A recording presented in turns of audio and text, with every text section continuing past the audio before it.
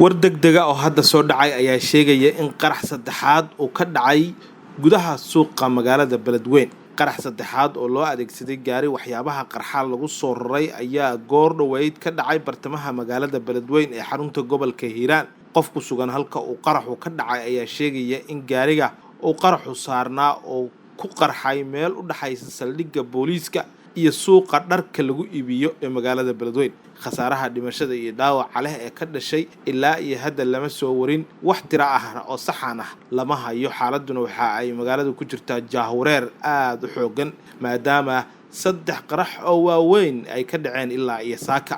dadka magaalada ayaa kala galay qax iyo kala carar, waxaana la arkayaa dadka oo ka yaacaya gudaha suuqa magaalada Beledweyne. waxaana la sheegayaa in dadka ay jahwareersan yihiin oo ay kala garan laayihiin meesha ay naftooda ula baxsadaan iyo meesha ay wax ka dhaceen intaba. wixii warar ah ee ku soo kordha kala soco galka wararka, fadlan subscribe noo saar, noona sii share garay barnaamijka.